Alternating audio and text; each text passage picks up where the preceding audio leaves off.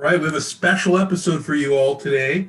One of the members of our cast did really, really well in arena tournament. It's unsurprisingly Arena Super Cup champion. Ver- Also, I played some sort of thing this past weekend. I don't know on arena as well and top aided. But hard. What was it like winning the Arena Super Cup?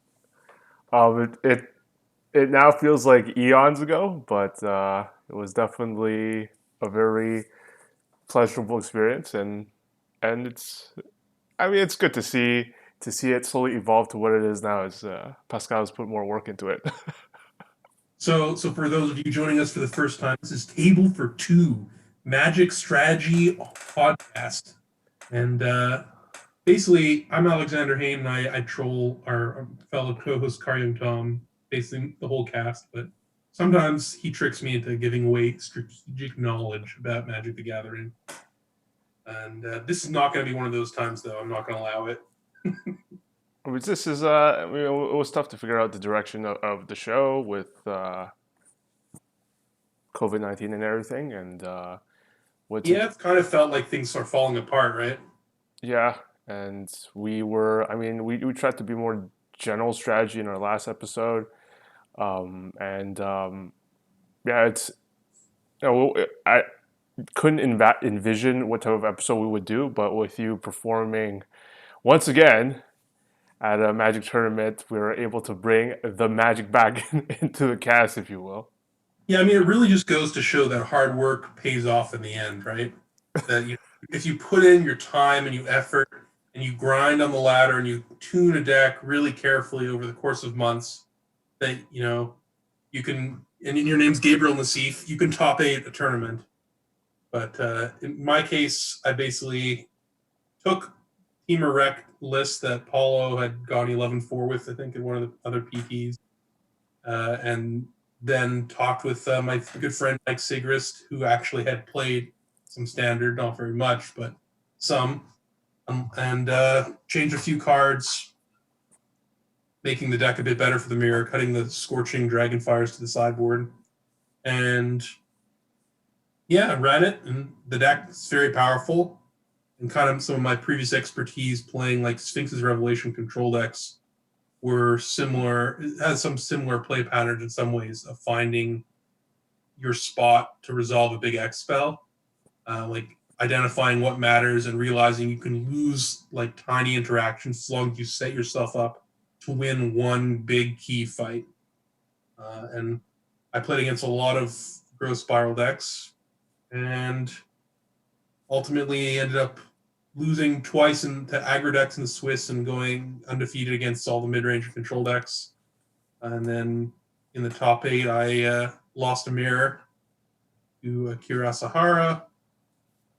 And I basically fatigue got to me, and I'm pretty sure I chucked the match, but that's how it is. I played some great Magic, some not so great Magic, and yeah, it's kind of for a tournament that I didn't really care about because it was just for small amounts of money playing from home. It's kind of nice. Small amounts of money, love it. To catch up on more casual audience that don't know I didn't really know what was going on. I was confused about why was there Players Tour 3 and 4 sort of happening at the same time. So can you clarify that for the new like myself? So basically, before COVID hit, they changed the Pro Tour to the Players uh, Tour, and basically they split it up. Basically, took the previous Pro Tour and split it into regional Pro Tours, kind of. So you could choose whichever region you wanted to play in. You weren't locked, but like the previous round, there was one tournament in Phoenix, Arizona, one in uh, Brussels, I believe, Belgium, and one in uh, Nagoya, Japan, which is the one I went to. And that those tournaments were kind of like partial Pro Tours in some ways, but if you combined all of them, they would be bigger than a regular Pro Tour because they gave out more invites because they were planning not to only have really 2 in a season rather than previously there'd be like 4 Pro Tours in a season. And if you do well, you qualify for the PT finals. If it sounds complicated, that's because it is. It feels overly complicated to me, but this is the system they set up partly so that they could not have to pay flights, I think, anymore to a bunch of expensive locations. People could afford to go to the closest tournament, which, if you live in Latin America, sorry, you were still you're going to buy an expensive ticket no matter what. But Magic organized play kind of always gives people from smaller communities the shaft. Anyways, so we went to COVID world, and obviously can't hold tournaments in real life, but they kind of kept the same system, except they made it into 4 tournaments. So there were 2 that happened this past weekend and 2 the weekend before, and all at different times, basically to accommodate time zones. For example, this past weekend, there's one, in Pacific time, there was one started at 5 p.m. Friday. Yeah. Another one that started 6 a.m. Saturday. 6 a.m. on Saturday one is the one I played since I'm in the Eastern time zone, and I was like 9 a.m. Saturday instead of the one that started 8 p.m. and I would have to play through the whole night. Even though I expected that one actually to be a lot softer and smaller, which it was. It was less than half the size, I think. So you had to basically pick one of the 4 to play? Yeah, Okay. pick one of the 4 to play, and you get to play in that one. You don't get to play in any of the others. And, they varied in size. Again, like the PT3 was 150 people or something. PT4 was over 300, where in fact day 2 of that one was bigger than day 1 of PT3. People with an X and 4 record, multiple people with X and 4 record made the top 8 in the third one, but in the fourth one, other than it was looking until the round before last that even X3-1 wouldn't be guaranteed top 8. But some pairing magic happened and it ended up being actually a clean cut.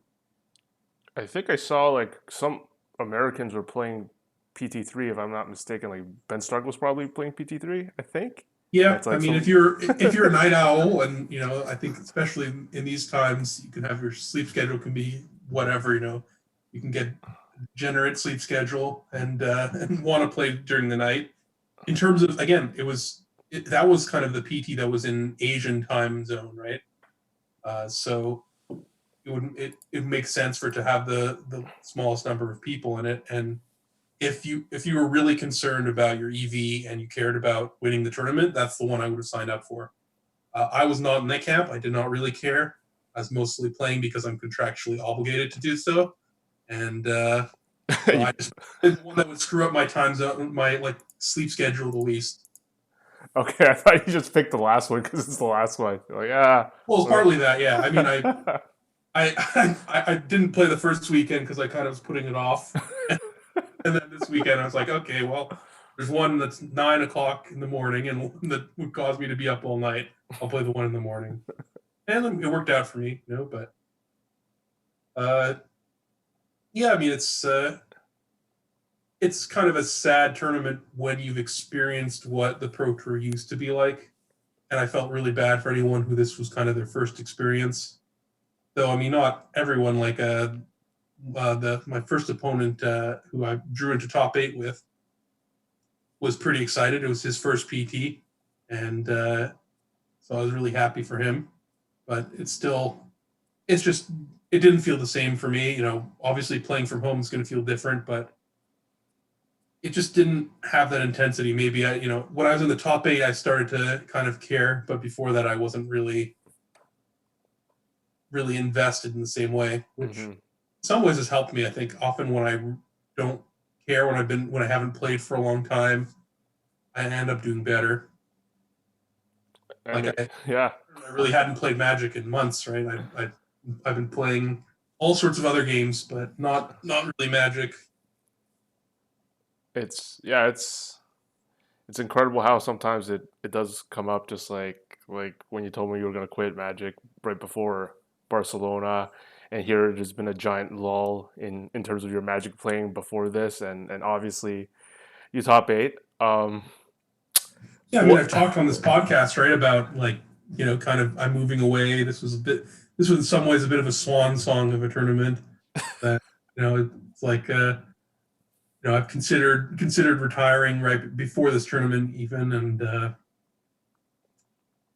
so it's it's just like a free roll in some ways, and it's funny that those are always the tournaments where people seem to do better when they're planning to just get out, when they don't really have any emotional attachment to their results. They're just focused on just playing the game for its own sake.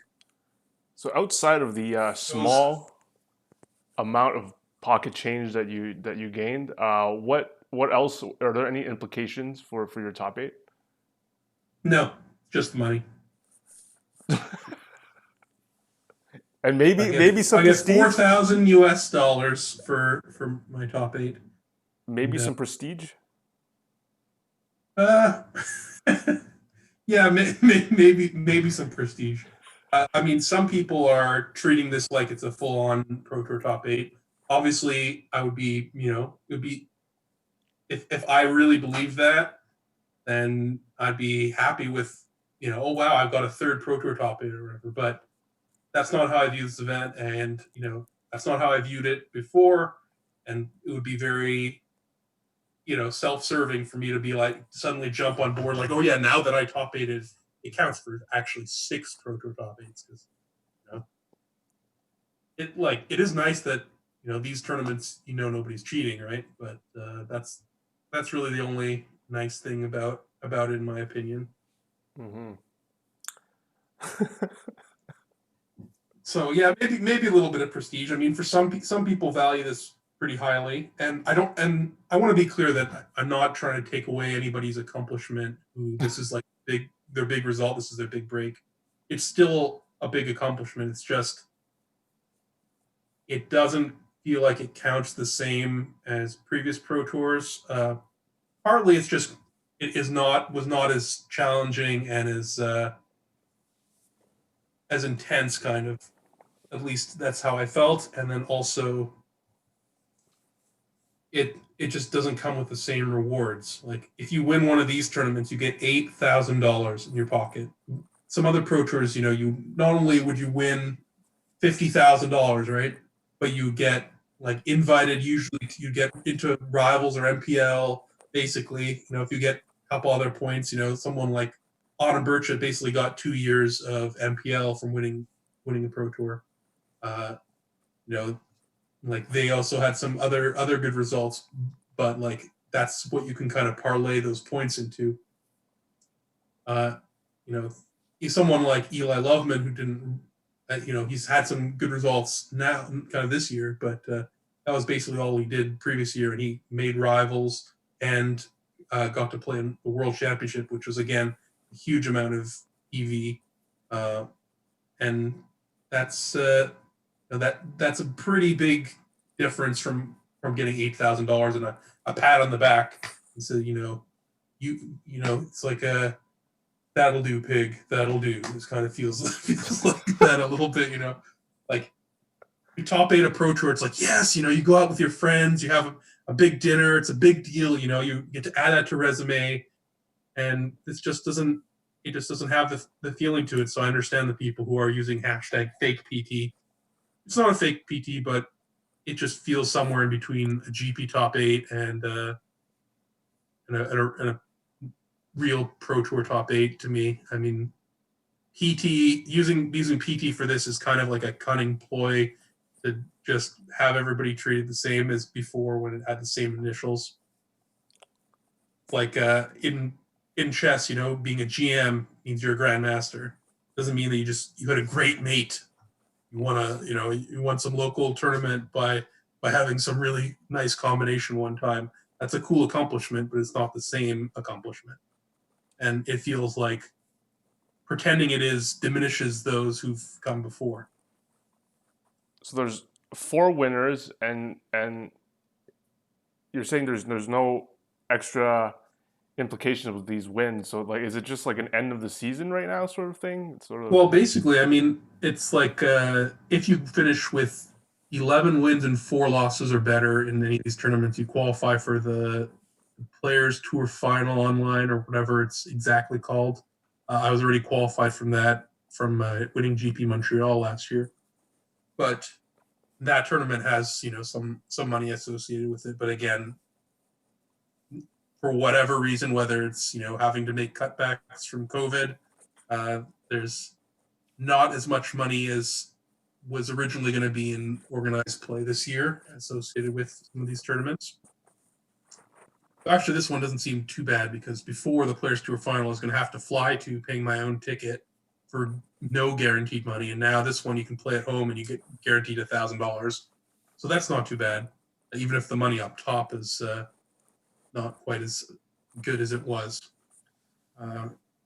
They seem to, I don't know if it's gambling laws or anything, that they seem to have a really flat payout. And,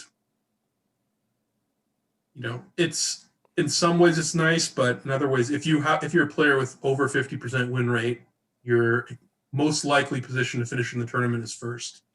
So anything that moves money away, there is negative expected value. But yeah, I don't want to rant about how bad are. We've kind of gone over that. Things are, Magic OP is not in a great place right now, and the world is not in a great place right now. Yeah. It definitely did not feel like, there's no points. Like if we were in a regular season and I had the results I had, I'd probably move back into the MPL from Rivals, but instead it means nothing. And yeah, I mean, $4,000 is less than a regular PT top 16 would get you before, and not to mention the points usually had as much value as kind of the money as of what they could lead to for status or qualification for Worlds or something. So it's bittersweet. So you're saying there's still this Pro Tour online final coming up? When's that? I don't know the exact date. I know it's probably honestly in like 2 weeks or something. I just You're gonna play that, right? I really have not been following. I assume I'm gonna get some bunch of emails saying you should play this tournament shortly before it happens, like I did for this one. I've kind of my energies have not been spent on Magic as much, even though I'm still in touch with it because a lot of my friends are really involved. It's just it just doesn't feel like there's any reward for being highly motivated right now. Right.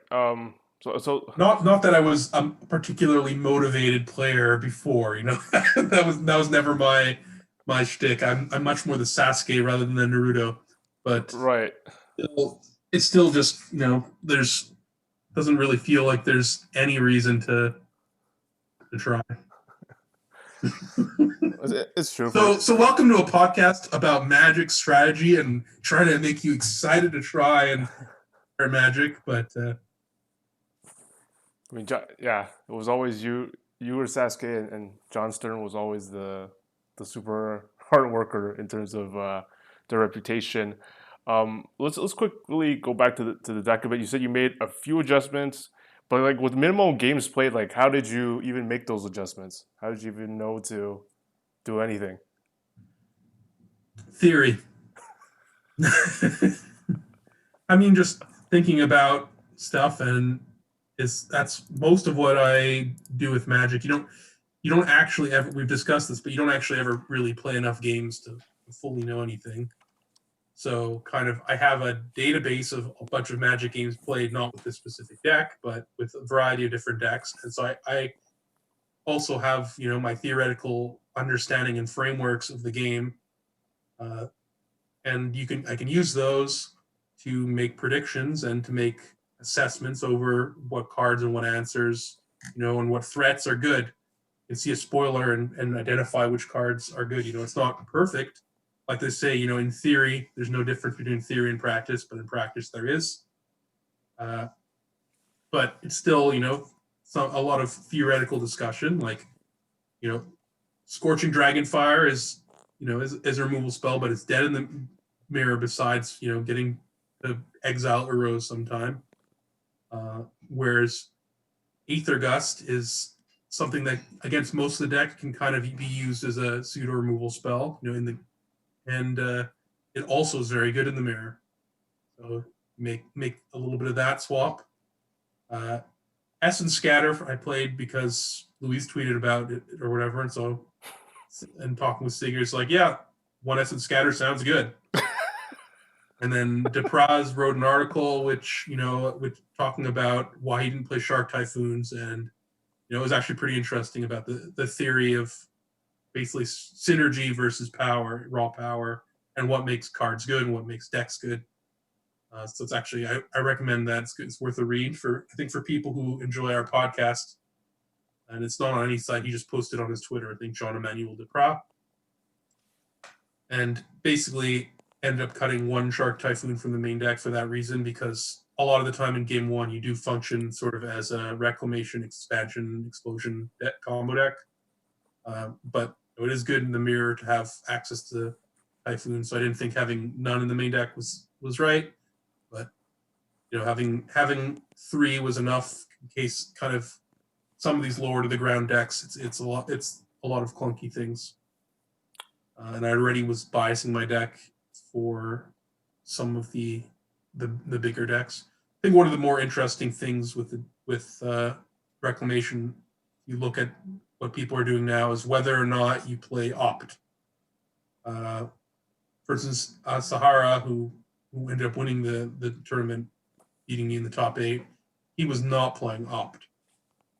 I've seen other people cutting them, and I was playing 4. I would shave them after sideboarding some matchups, but I think it's a really important card for Uro, basically, which is your best plan against a lot of the aggro decks, and you just kind of want to get 5 cards in your graveyard so you can bring that bad boy back. Speaking of busted Magic cards, that's a busted Magic card. Growth Spiral, another busted Magic card. Really, Growth Spiral is just showing kind of the weakness in Magic's design lately, that they just have they make these 4 and 5 drop Magic cards just snowball out of control so quickly. Uro is another example of that if that card ever attacks once, the game's basically over. If it attacks twice, it is over. And there's all these other cards that are like that. You look back in the day, I was having this discussion with my friend Jarvis Yu. You look at when Jund was the deck in Standard, and people complained a bit, but at least a card like Putrid Leech is just an efficient beater. A card like Blightning is just a 2-for-1. A Bloodbraid Elf is also a 2-for-1 or whatever.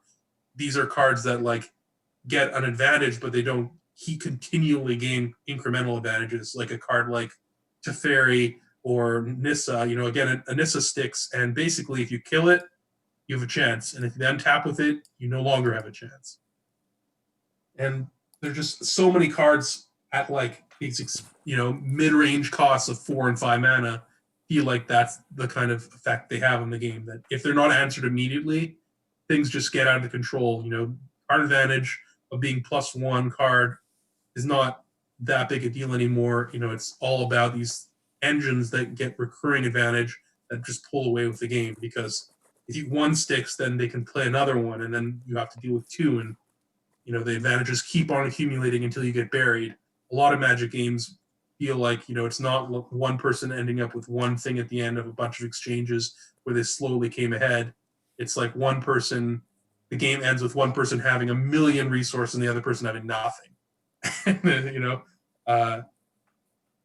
And I don't know if that's that good, but certainly if you have cards like that, you can't have cards like Growth Spiral, where it's like if one player resolves Growth Spiral, they can just, one person can have 2 lands in play, and the other person can be resolving one of these snowbally cards, and the game's just over without really much point for interaction for anybody to try to execute their strategy. It's just like, you don't have an answer, it's over.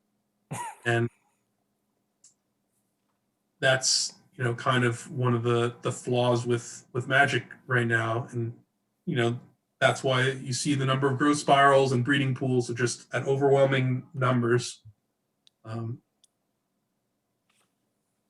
and if you're looking for a magic deck that does something powerful, and if you're trying to win a tournament, those are the type of things you need to look for. That's what usually wins. Uh, Gold the Cat, a big fan of ours and of the show. I mean, I guess you answered this question. He said he tweeted, "How did you know what reactive cards you want access to when games play so differently based on different lists and different draws people have? I struggled knowing what reactive cards I wanted and how I wanted my deck to look. And also, do you have thoughts on Shark slash Opt debates?" I think you answered the bulk of what he asked Mostly, there. yeah. I mean, a lot of it is like, frankly, I didn't really know, but I made educated guesses. It's like if you've been cooking a lot lately, right? Yeah. And sometimes, sure, you can follow a recipe down to the letter, but that's most of the time when you're cooking, that's not really what people do, right? They do like a pinch of salt, a little, they salt and pepper to taste, right? And they add some spices and I'll put a little bit of this. And you have a feeling of what the thing should look like, how much of things you should have. And you experiment a little bit, and it's a bit of not just all science, it's a little bit of art. And it's kind of like with a deck like that, that's somewhat what you have to do. You decide a little bit where you're accepting to be weak and where you want to be strong. My goal with my deck list was I wanted to be strong in these grindy mid range matchups, and I kind of was willing to sacrifice my matchup against some of the more aggressive decks like Rakdos aggro, mono red, and uh, you know Mardu Knights and stuff. Uh, and I lost to Rakdos and I lost to Mardu Knights, but I beat all of these grindier decks. Something like Essence Scatter was a bit of a concession in some ways to the fact that people were bringing in running Regisaur a lot in the Jund Fu decks, which I thought some people might play. And mostly, I hoped in the Reclamation Mirrors that there's a lot of the games often go long and there's a lot of decisions, and that I would make more of those correctly and be able to come ahead, even if my list was slightly suboptimal there. But that I couldn't really afford to have a whole bunch of dead cards with like Scorching Dragonfires. So, but and of course having Siggy to bounce ideas off of and talk to, very helpful. Um, He's a smart guy, Mr. Mike Sigrist. I enjoy working with him, even if it's only for 5 minutes with his children yelling in the background. um, so we mentioned how all the time how standard has been going towards this like less skillful environment. And did you feel that way top aiding? Do you feel like less accomplished in terms of how much skill you exercise over the course of this tournament? So I think the way you phrase that in some ways is incorrect. It's not that the format's necessarily less skillful. It's maybe less skill rewarding, right? Okay. The actual there's a lot of skill required to make the proper plays, but in terms of the output of the games, whether you win or lose, how much does that actually determine by your skill? Okay. Right. Right. And yeah, I mean, I still think that it's down compared to what it has been. Feels like Team of Reclamation was a pretty good deck for being able to leverage your skill, particularly in mirror matches or pseudo mirrors. Like Bad Control is kind of similar deck in some ways. They're playing Teferis and Elspeth Conquers Death instead of like Reclamation, Expansion, Explosion, but they're also they're still doing the Uro Growth Spiral, you know value card thing, and you can kind of find your spots. Those games, again, somebody would sometimes stick something that just snowballs out of control, but there are enough reactive answers that you can often stop that, or at least threaten to stop that people don't just jam things. And some of the games were interesting, and I think a lot of my matches, my opponents made game errors that did cost them the game, but I also got very lucky in some spots. I think a couple of times I'm like, oh, I'm pretty dead, and then I would draw explosion. It's like, okay, my opponent's dead. Like,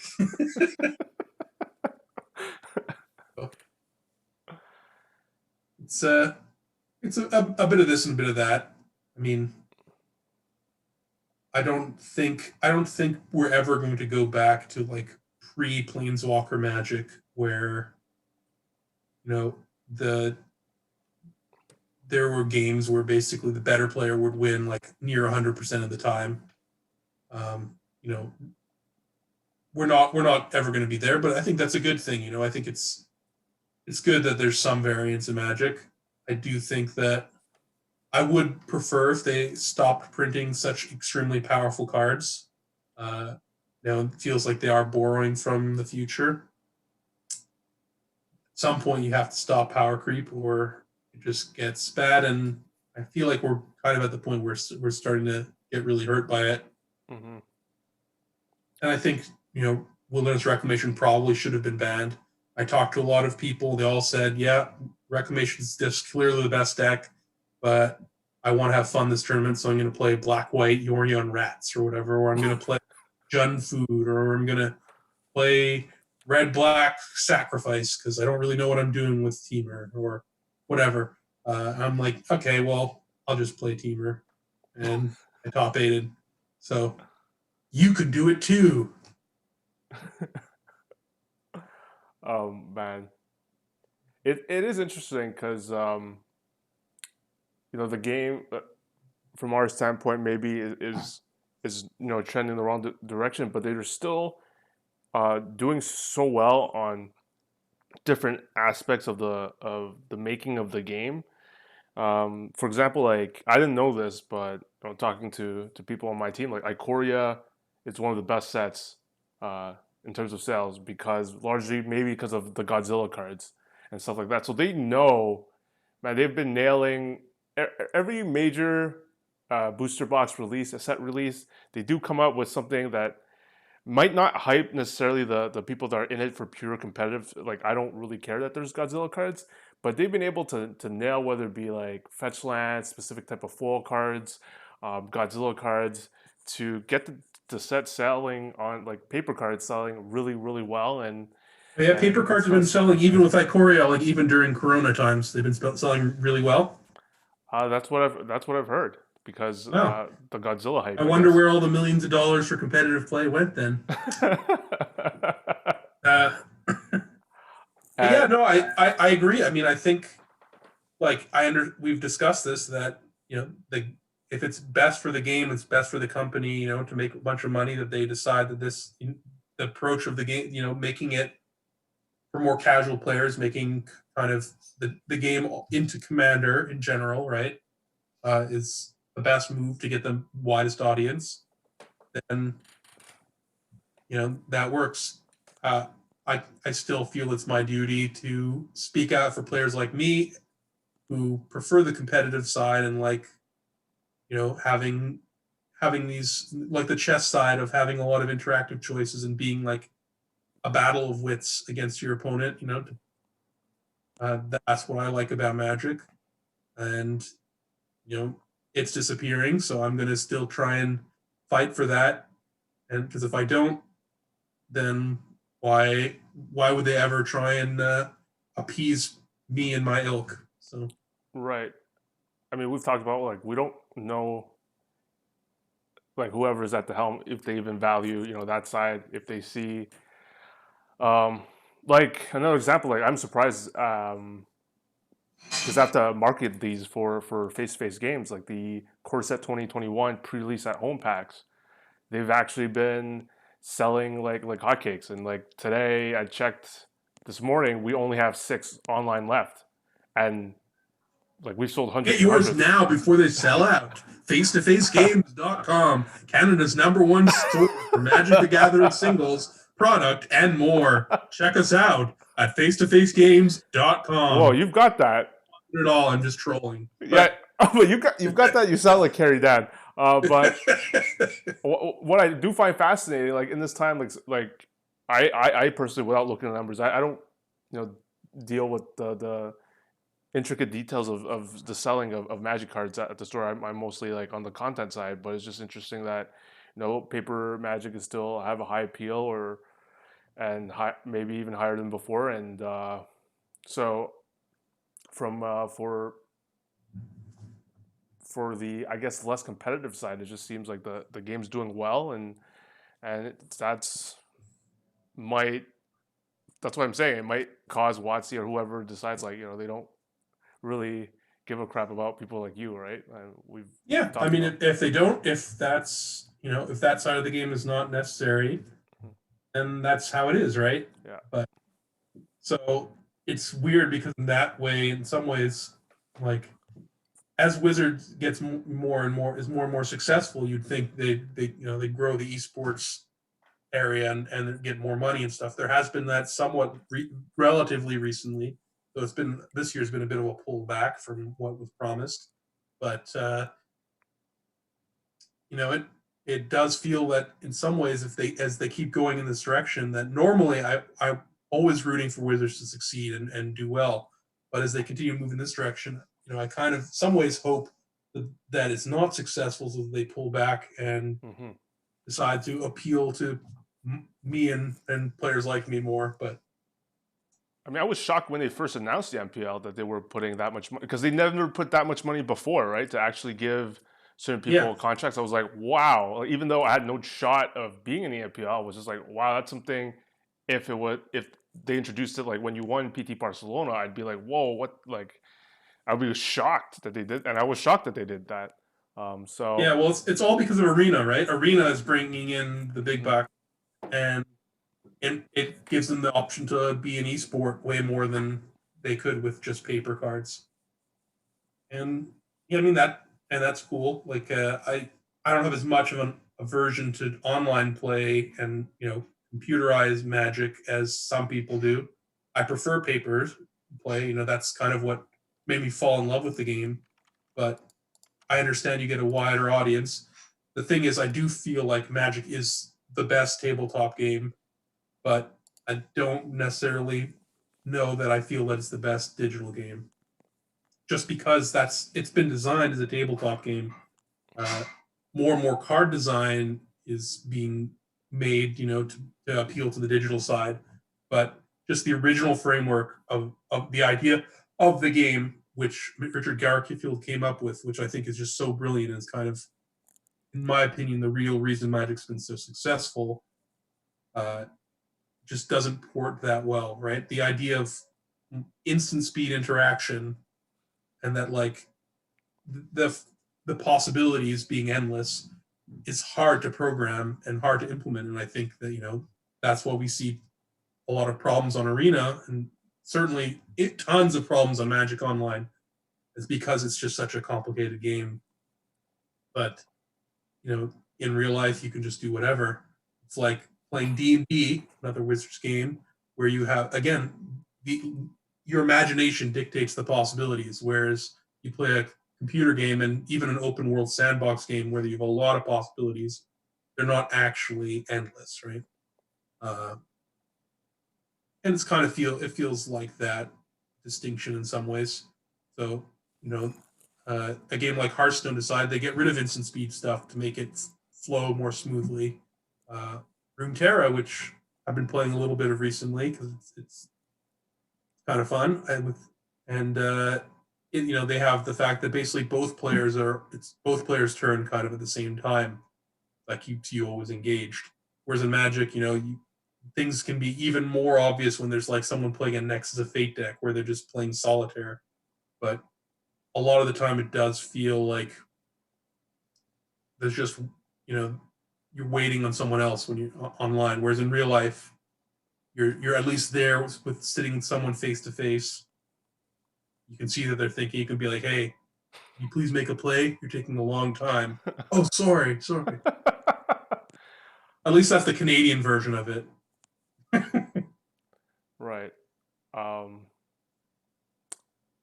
I mean, let's shift to our love for chess. I think the Pog Champs, as they called it, from Chess.com, has just finished. And what do they got? Like stream personalities to play in a chess tournament with their. I mean, it was super low level chess with their elo ranging anywhere from 600 to the top being like 1200 maybe or 1300. So we saw like a bunch of famous streamers who were like 600 or even 500 level players making a lot of mistakes, hanging pieces here and there. But yeah, like the chess boom was already starting with Hikaru streaming more with his personality, his elite knowledge, his elite commentary, and then it seems like you're trying to see if it drops like a cliff, like his stats and the game stats. But I think it's pretty stable, and I'm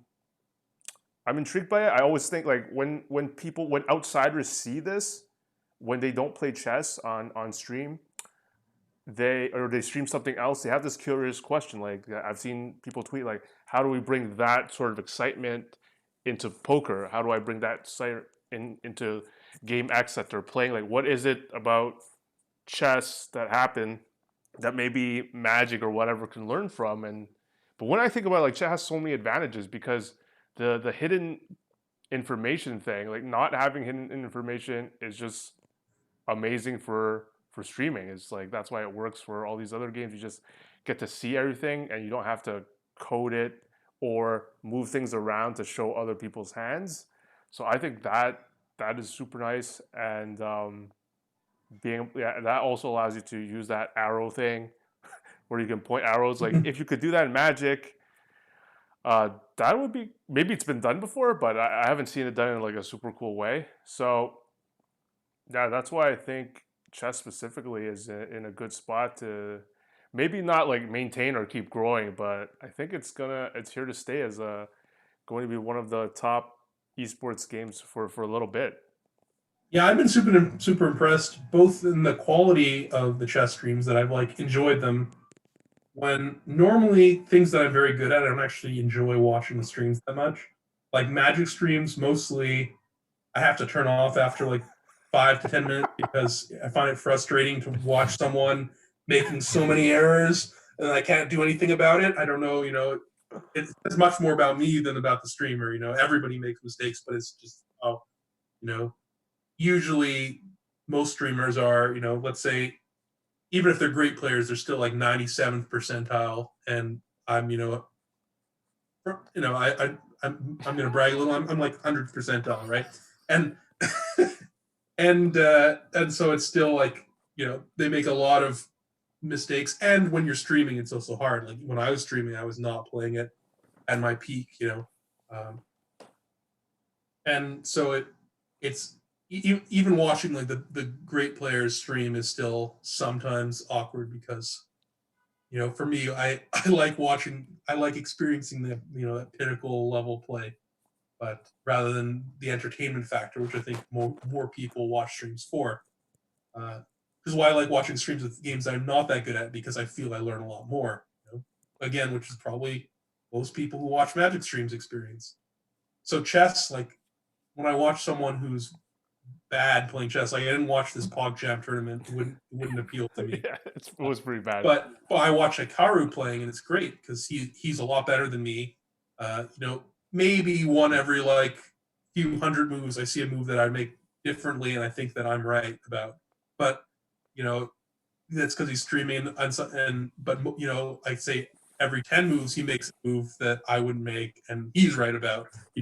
And it's like, and I learned something, and he's just explaining his thought process, uh, and you know, it's cool, and I think he's actually just a great streamer too. He's entertaining. He's got the personality, and chess in general has just been doing way better on Twitch than I would have expected. I would not have expected it to be something I would enjoy watching, and certainly not to be something that so many people would like watching. That he has 10,000 viewers like easily, and that you know the that during the PT or whatever, I turned on PT coverage and had 2,500 people, and then Botez Live had over 10,000. Uh, So it's so yeah, it's cool, and I mean, I think chess is an awesome game, and I it is interesting. I hadn't thought the fact that it's all open information makes it a more interesting game to watch streamed. It might be true because for instance, League of Legends, a game that we both play. You've kind of stopped playing mostly, but uh, I find it more interesting watching like Worlds coverage or the LCS where you basically get to see everything versus just watching one player's stream and seeing just their perspective. When you get the whole view, it is more interesting. Um, though in Magic, actually, I find it more interesting in some ways when you only see one player's hand than when you see both, uh, because you get to put yourself into that player's spot much more. A lot of times, if you watch streams and you see both players' hands, it's why didn't they do that? Well, they don't know that the other player has this card in their hand, right? Right. Super easy to find the right play when you see both hands. It's a lot harder to find the right play when you have to just guess through context clues what your opponent has in their hand, which is something that I think a lot of people don't really put that much effort into. um, the context clues part. People guess what their opponent has in hand all the time, but they don't necessarily think of like what they've done in the game to indicate that, which I guess can bring us to an actual strategic topic. Like, if your opponent scries a card to the top and then passes the turn without doing anything, you know, you think they have a counter spell or like a Shark Typhoon? It seems pretty likely, right? If your opponent keeps their opening hand and then like doesn't really do anything great, like what do you they must have a reason to keep that hand, right? Uh, so things like that, or your opponent countered this thing but not this other thing. Either they just drew the counter spell or they don't value that other thing as importantly, and maybe that's because they have this in their hand. That some card that can answer that, or they don't really care about you gaining a 2-for-1 because they're gonna resolve an explosion for 10. Uh, all these things you kind of have to play detective. You're like a Hercule Poirot in an Agatha Christie novel where you're trying to find out everybody is a suspect. You kind of have to figure out what these small clues all mean and tie it all together and figure out what your opponent has. And when I've done this live, I've sometimes people who are also very talented Magic players are just kind of blown away because that's not necessarily how they think about things. And I think that just gives you a huge edge when you're, because I think a lot of players really, which is get comfortable playing their deck, which I think is why people love Constructed. You have your deck, you practice, you know how to play it, you know how to execute your game plan, you know which cards are important for you, which cards you should play on which turns, and you can practice and practice and practice, and you can understand in the matchups which cards your opponent has that are important, and which cards they have in their deck, and which cards you are annoying for with them in the matchup. Those are all things testing can teach you, but something to figure out like from what they've done, what they actually have in their hand in this one moment in this game, especially when you have all these a reservoir of games to draw on. I think you can usually identify it pretty well. Um, and sometimes you don't really know how to be able to take advantage of that. Sometimes it means you're just going to lose, but sometimes you can figure, okay, if they have these in their hand, I want them to use this card in this way so that I can get this thing, which is what I really value to stick. Uh, you know, Talking of like the law of poker, right, is that you want your opponent to play in a way that they wouldn't play if they knew exactly what cards you have. You kind of want to do that in Magic, you also come it kind of applies to you too. If you can know what cards they have through educated guesses, you can get closer to playing in an optimal fashion for what they actually have rather than what they could have. Even mathematically, they have 4 copies of this card, but the way they've played indicates they probably have one of these two of as they're in their hand. Mm-hmm. And being able to do those things can increase your win rate a lot. I want to ask, like, did they? Because I think you told me that the stream was on delay. right? So they Yeah. were delaying it for just a more optimal commentary and production, I guess. Well, no. Well, also just because it's a tournament. Normally, like a paper pro tour, even an arena one, the players who are playing are stuck there. They don't have. You know that they're not watching the stream.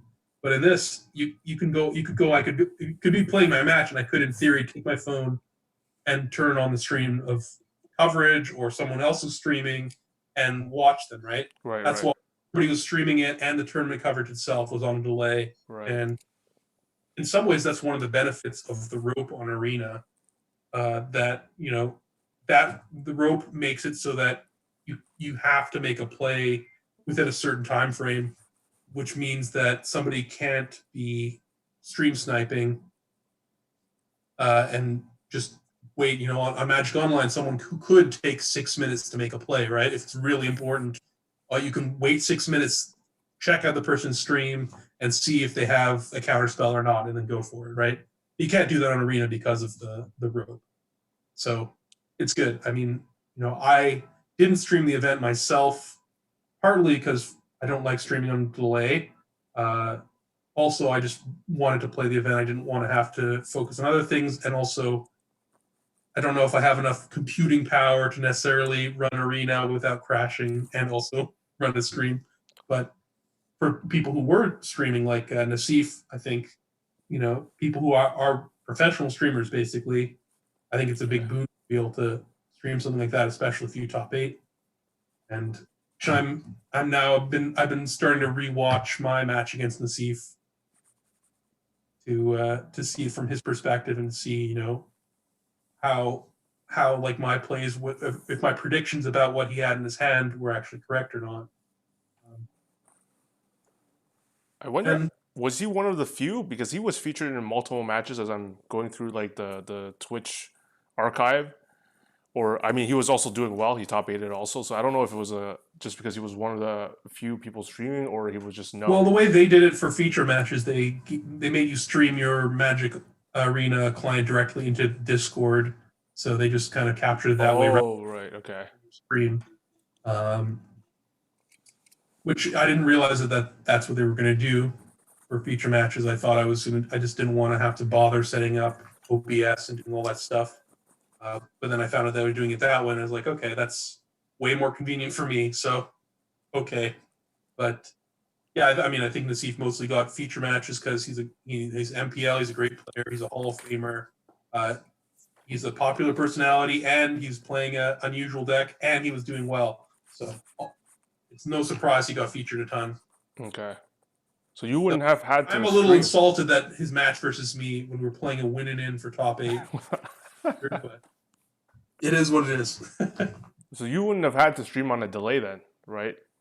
They would just have been having you to they stream to they them. delay the well. I stream. I'm basically streaming through Discord my screen Right.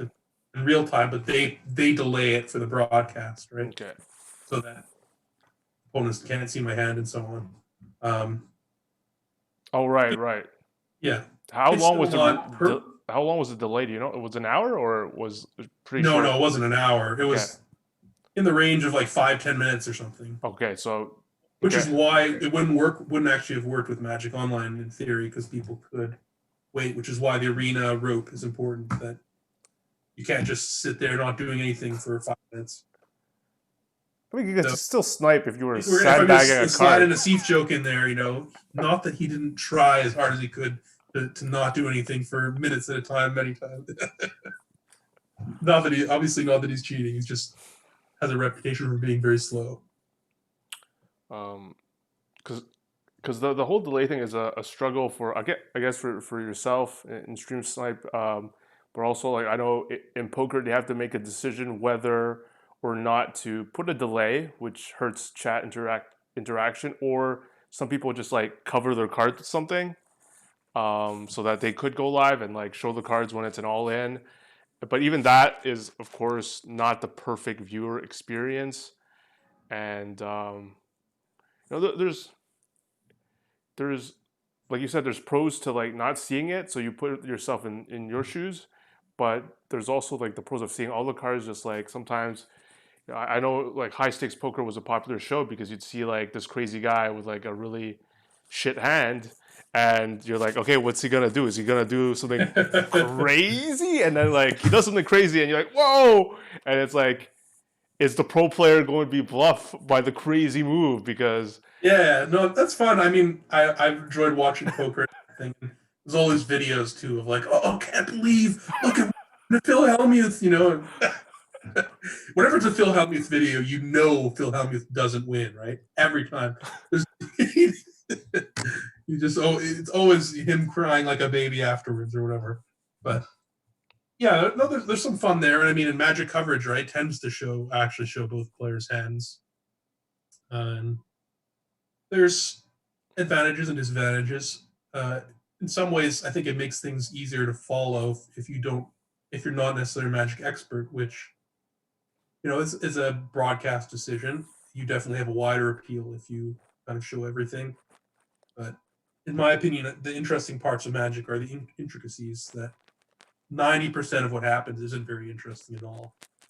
And then in the 10%, some of that's interesting, depending on context. um,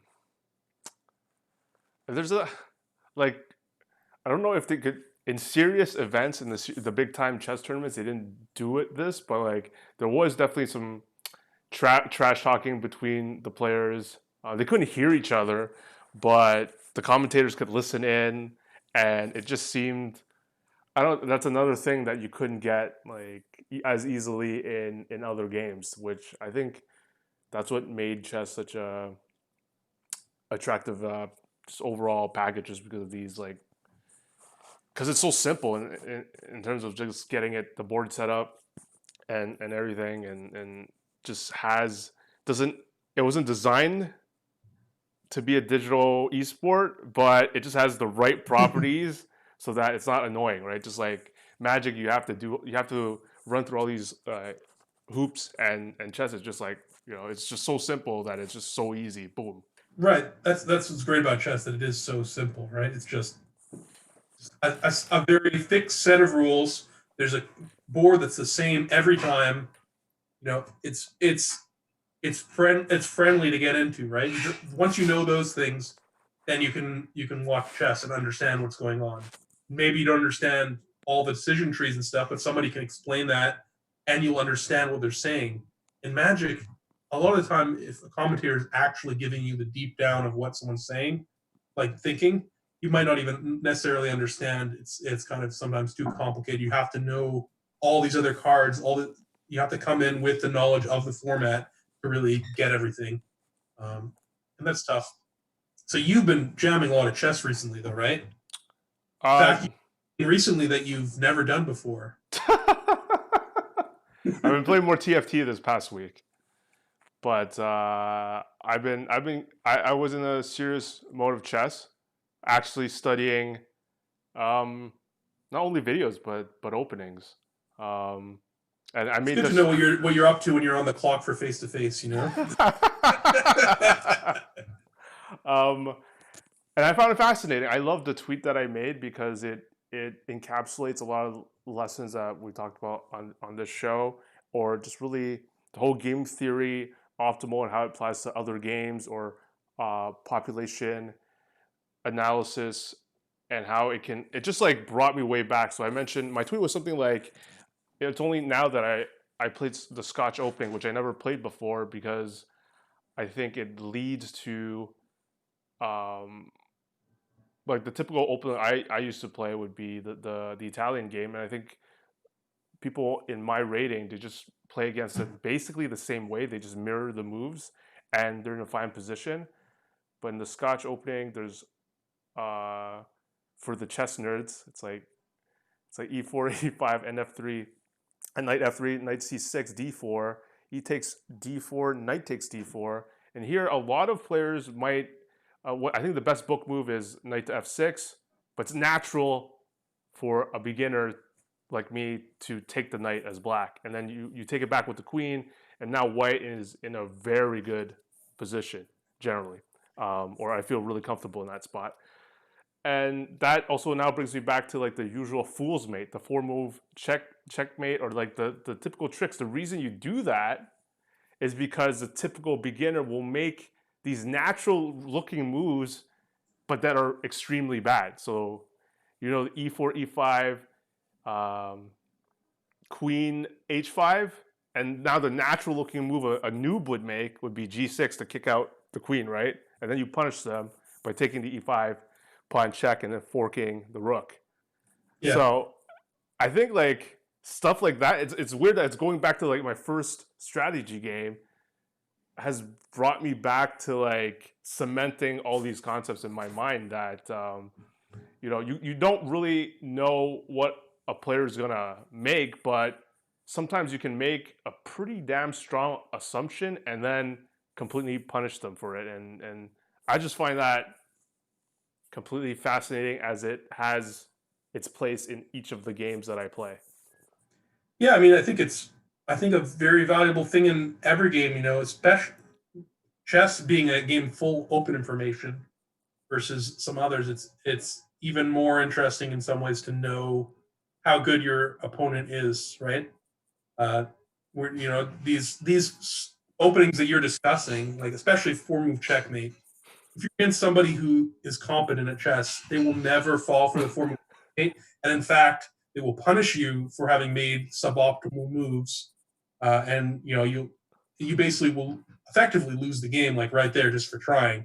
But against the majority of chess players are not at that level, and so actually you can get a large advantage from just pulling these cheap tricks. And then we talk about it in Magic too, like again when you're reading what your opponent has in their hand, how good you think your opponent is should dictate somewhat like what you think they have because they're basically more likely to have made proper decisions. And it's like in poker discussing game theory optimal poker versus exploitative poker. And that's kind of what happening in chess you're talking about too. That if you're playing against really bad people, you can make plays that are not optimal in a vacuum because you're exploiting the fact that they're bad. You can do that in Magic too, for sure. Uh, However, you can definitely get screwed by doing that, especially if playing against someone good. Yeah. Like, again, bring back in some ways to my match with Nassif. Uh, I think that Nassif had a huge amount of practice playing on ladder, and frankly, I'm very different from his ladder opponents. If he's played against Teamer on ladder, he'll have some kind of expectation of what's going to happen, big stuff of that experience, and play similarly, and that hurts him because I'm not going to play in that way. I'm going to be much less predictable in some ways, and I think maybe that's part of why I beat him. So it's it's interesting, and on the other hand, if you play against, like, I tend to fall, or at least I used to fall into the trap of over respecting my opponents. That like the classic example I remember from a pre-release, I was watching Dave Schneider playing against some kid, and the kid attacks with into a bigger creature. I'm like, oh, they must have this card in hand, this trick that would blow Dave out. Dave just blocks. And the kid goes like, play this card, and Dave's like, that's a sorcery. And the kid looks at the card, not the card I thought of. It's like, oh, and Right. then the creature. It's like, that's the amount of respect that maybe you should have for your opponent's abilities to make decisions at like a pre-release level where a lot of people have never played competitive Magic before.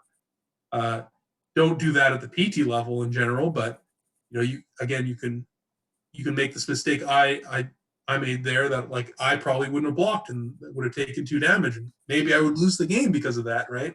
But it would you have to balance your own range, but also try and understand what your opponent's range is too. I always bring back the memory still comes back to me when I was playing like I think Tron against Eggs, and I had a Oblivion Stone. I had no idea how. This was my first time playing it, and when it first appeared on the scene, I had no idea what I was playing against. I didn't know if popping it had any usage at all. I was just completely lost. And this is an example when you play at the time a completely off meta deck that you just gain so much edge. I was a horrific player. I just didn't know what the hell was going on. And Not much have changed, yeah. not and then in the No. Hikaru match, not the Hikaru. It reminds me back to chess. Hikaru actually coached some, if not all, of the players, and he did look over. He'd coach a player, but look over the streamers, like previous matches, and he actually coached a guy to go like, okay, he usually plays this, and if you play this, this is a natural reply for him, and then you can trap him like this, and then that actually happened in the game, and some guy got like 4 or 5 move checkmated or lost their queen because of that specific sequence. So it's like, I don't know if it it doesn't really apply directly in Magic to me, but in chess there's just like natural looking moves. They just look good and feel good to a beginner, and you just snap lose. And I'm not sure in Magic there's those moments necessarily, or they're not easy for me to think of right away. Like it's like, oh, it's natural to tap out here, and then you just lose. No, there are definitely moments like that. I mean, giving an exact example, Yeah. there's some spots where you're like, oh yeah, of course I'll just like pay for mana leak or something instead of like mana leaking it back, but that one extra mana matters because Oh, okay, yeah, right, okay, yeah. have another mana leak or something. Right, okay, yeah. That's usually a mystical simple dispute being the thing now, but that's that's the interesting spot. Often, to figure out those spots where you need to go against your gut, against what's natural. And certainly in chess, I think the best chess players I've ever beaten, and in like kind of spots like that, there's this one opening variant of the French defense, which is called the I am killer, because it like looks good, it looks naturally good, but actually even a computer analysis is like, oh yeah, this is great, but then like 10 moves later, it's like, oh, you're dead. Yeah. And then so I've caught a couple of fish on that line. Yeah, well, you mentioned something I didn't do before. I don't really count it as a game because for those listening, Car Young Tom defeated me in a game of chess. The time in his life. So there's a few factors. I'm pretty sure. Well, you definitely play that opening just to you definitely stomp noobs with it. I think against someone that I didn't stomp one noob with it, did I? Against someone that's actually gonna take his sweet ass time thinking that. I mean, like if it's a correspondence game, I'm allowed to do this. Where like there's a feature on chess.com, you're allowed to play out like a few moves ahead. Wait, you're saying you cheated?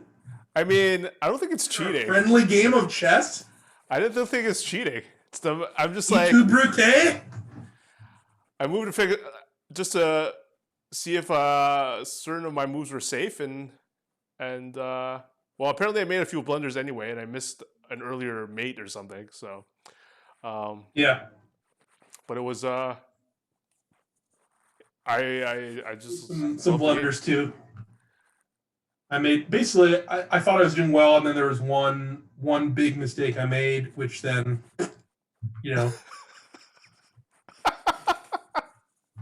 But definitely, I would never think I would take you on in any equal time control. I would just get slaughtered. But it was an interesting game. I've never played against that version. It was fun of the King's Gambit. So I learned something about that. Now that I know like the basic mechanics of how to defend, but I'm never gonna face anyone that plays that. Almost very low chance. That you should try playing the King's Gambit yourself though. You're talking about the Scotch, All right. But Scotch is so much safer. Scotch is so much safer. Yeah, but what is life without a little risk? What else? Yeah, I mean, there's also a lot to be learned, and I do find that when I get back to Magic after a big break and having been playing other games, that my experience playing those games and having to think about Magic in a fresh light is beneficial because I do find one of my I lose a lot of Magic when I end up going into autopilot mode. Yeah. Just make plays without really thinking, just through like this feels right. This is like what I've done before, because those are the spots where you end up screwing up. When you need to be able to identify that when you have to deviate from your main plan. Those are the really key moments that will win or lose for you. And if you're on autopilot, you will never find them. I'm gonna finish this with one last thing because it's getting really. I can't. The AC. I have this portable AC thing. I'm not. It's not on because. Yeah, my office actually doesn't get the AC from the rest of my head. It's rather stifling in here. So It was very hot playing the Players Tour in this room. I'll say that. But yeah, so yeah, before we end, Carly Tom said he wants to have. He's going to give a raffle for charity. He said that. No, I'm kidding. I'm trolling him. I was finishing with like wanted to shout out Matt Sperling for sharing this cool, I think, blog post of some StarCraft 2 player that it's nice to see like concepts you believe in being applied or being confirmed in either another game by another person. Sort of like he talked about how he hit a ceiling and he felt like he showed a graph of what improvement in certain games looks like, where you learn new things, you improve, but then once you integrate new strategy, there's a slump in the performance because you might be using the new stuff in the wrong way or a combination of the new stuff in the wrong way. But then once you're fully integrated, it goes back up again and then down once you learn more. And I think that's how me and you view things. Like you play a new deck, you're obviously gonna probably if it's a new deck you've never played before or have zero experience, you might lose the first couple of games, and then like once you know how it works, you spike back up and you learn more. And but the whole thing was he was capping himself. He realized in StarCraft 2 he was playing the same type of strategy and he was avoiding learning other strategies, which is something we told Final Nub to expand his range on different decks. But I just enjoyed reading it just because seeing it applied in another game, and the end of the story is this guy actually improved. Like I forget the platinum gold whatever rating in StarCraft is, but like he was capped at one point. He felt his skill was capped, and then he was able to break that cap by playing a different play style and expanding his range. So love that read. Well, first of all, that sounds awesome to read, and actually, I want you to send me that link because I haven't seen it myself. So yeah, thank you, Matt Sperling. I also want to thank both Matt Sperling and Gabriel Nassif, who I believe donating at least a large portion of Right. their winnings, to some charities, helping I believe Black Lives Matters. And yeah, I mean that's shout out to them. I'm not in a spot where I know where all my next money is coming from, where I would be more able to donate myself. But I've made some smaller donations. But what I was also going to say is that you have to be careful. We've talked about this stuff, but if you focus on these things, these, let's say like in chess, these openings to catch beginning players, right? Or in Magic, those strategies, you do kind of put a ceiling for yourself, right? Because you're not going to catch the people who are better than that with a lot of those plays. Have local friends who kind of, that's a large reason why they have never gotten past a certain plateau in Magic, is that they always just play like their opponent's an idiot, basically, and they win a good amount. They're going to be FNM Euros for as long as they want to, but they'll never get to that next level because they can't beat the players above that. Because hey, look, they're going to end up blocking and running into that trick that blows them out. Then, of course, when you get to the level above that, you want to block because you think the other person's bluffing the trick that would blow you out. instead of just not being able to think about that at all. And as you get above that, you have no idea what they're doing or thinking, and because they're balancing their range. So you want to be careful not to cap yourself. Uh, and yeah, I mean, obviously, learning more strategies, like again, like with what we told Final Nub, if you expand your range, you improve overall as a player. But to start out, maybe you can still just learn one kind of archetype, one way to play. Whether it's limited, constructed, even just one specific type of deck, uh, and you push that to the max. And then when you get there, when you hit hump, that plateau, then you decide, okay, well, you need to now branch out, because there's always the balance between finding long-term win rate and short-term win rate. I don't know how much he's been listening to us, because all the articles and videos he sends me are just like Neo Brand videos still. So he says he's been listening to us, but well, there's a difference between listening and, like, sometimes things come in one ear and not the other. I mean, maybe he thinks like Wishful Neo Brand is a different enough variant that he's expanding his range. But or maybe he doesn't think we're talking about him, but this is explicit enough to say we're talking about you, but also anybody else listening that always plays the same thing and wonders why they haven't had as much success.